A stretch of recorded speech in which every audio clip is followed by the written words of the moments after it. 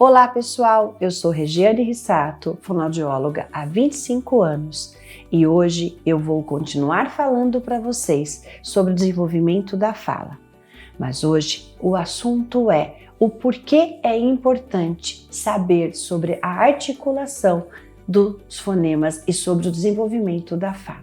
A criança começa fazendo vocalizações sem a intenção de se comunicar, mas conforme ela vai tendo contato com a língua materna e esses adultos começam a interagir com elas, fazendo os famosos jogos vocais e mais a maturação neurológica dos mecanismos da fala, a criança vai aumentando a produção das suas vocalizações, até atingir, como vimos no vídeo anterior, a produção de vogais, do balbucio simples, balbucio reduplicado, jargão, produção dos primeiros vocábulos e palavras, até chegar na produção das suas primeiras frases. Mas hoje vamos tratar sobre a importância de sabermos sobre articulação. Eu, como fonoaudióloga, posso afirmar para você que você não precisa ser fonoaudiólogo para saber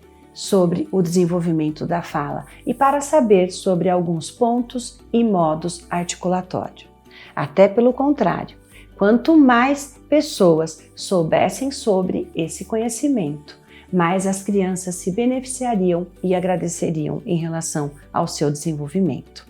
Já pensou se os pais tivessem esse conhecimento, se os primeiros cuidadores, professores e até outros profissionais que não são fonoaudiólogos que recebem essa criança e não sabem como orientar e encaminhar para um bom desenvolvimento da fala? Vamos pensar nas primeiras articulações, onde a criança aprende as primeiras consoantes P, B e M. Por que são essas consoantes? Porque elas são mais fáceis de articular. Depois vem os fonemas T, D, Q e G, que também são fáceis de serem articulados. Depois vem os fonemas fricativos, o F, V, S, Z, Sh, J, onde durante a produção, quando o ar passa, faz uma turbulência ali na cavidade oral.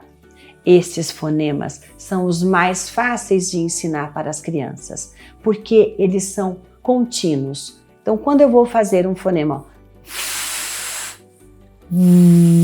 e quando eu relaciono esses fonemas com as onomatopeias, como a produção do som do avião, então é sucesso total no desenvolvimento da fala. Quando as pessoas do convívio dessa criança e quando os profissionais que recebem essa criança num primeiro momento têm esse conhecimento, eles podem fazer orientações, eles podem encaminhar, avaliar de forma mais precisa e, se realmente for necessário, vai encaminhar para uma avaliação fonoaudiológica específica. Mas, enquanto isso, na sua própria atuação profissional ou na sua própria estimulação em casa, esse adulto pode ir estimulando o desenvolvimento dessa fala. A criança vai desenvolvendo a sua fala e vai adquirindo os fonemas nesse processo de desenvolvimento fonológico. Mas durante esse desenvolvimento existem algumas alterações que podem ocorrer e é importante você saber para você poder mapear se essas alterações deveriam estar acontecendo, quando acontece, quando elas têm que desaparecer. Ela pode realizar mudanças em relação ao ponto e ao modo articulatório. Por exemplo, falando chapo para sapo. Essa troca é esperada até os 3 anos de idade. Depois, ela pode fazer uma troca em que ela ensurdece o fonema. No caso, falando faca para vaca. Existem 6 pares de fonemas surdos e sonoros. O TD, PB, QG, FV, CZ e XG. Somente com esse conhecimento eu consigo estimular muito o desenvolvimento da fala dessa criança. Qual a diferença de um fonema surdo e de um fonema sonoro?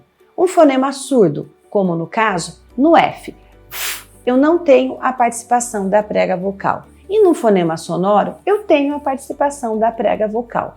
Então, o caminho seria a criança colocar a mão no pescoço e sentir essa vibração no fonema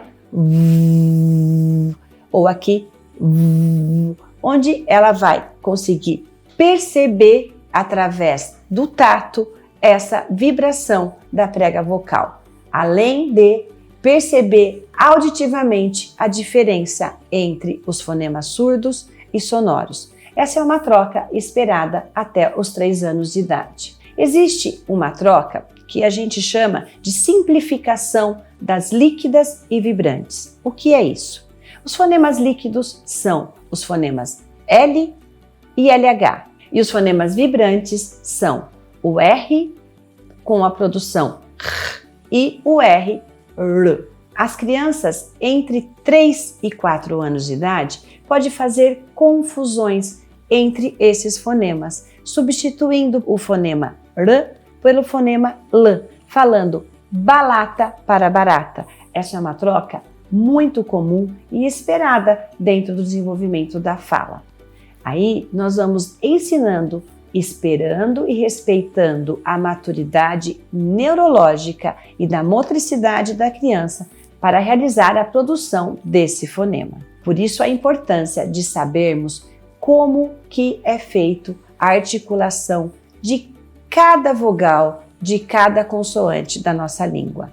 Assim podemos ajudar a criança a pensar no movimento que o seu lábio faz, que a sua língua faz, quanto que essa boca abre para fazer esse movimento. Muitas crianças têm dificuldades em fazer uma articulação bem elaborada e aí a voz começa a ficar nasal, porque o som, em vez de sair pela cavidade oral, que nós chamamos de ressonância oral, esse som vai para a cavidade nasal, que nós chamamos de ressonância nasal. Lógico que existem fonemas que predomina a ressonância nasal, mas alguns, na maioria deles, nós predominamos a ressonância oral. Então a criança talvez vai ter que fazer exercícios específicos de articulação que pode ser feito durante a brincadeira no chão mesmo para desenvolver esses movimentos fonoarticulatórios. Sobre esse assunto, eu vou continuar falando no próximo vídeo, dando foco para a intervenção e a estimulação dirigida de cada criança. Se você gostou do conteúdo desse vídeo, se inscreva no canal e deixe o seu comentário. Espero você no próximo.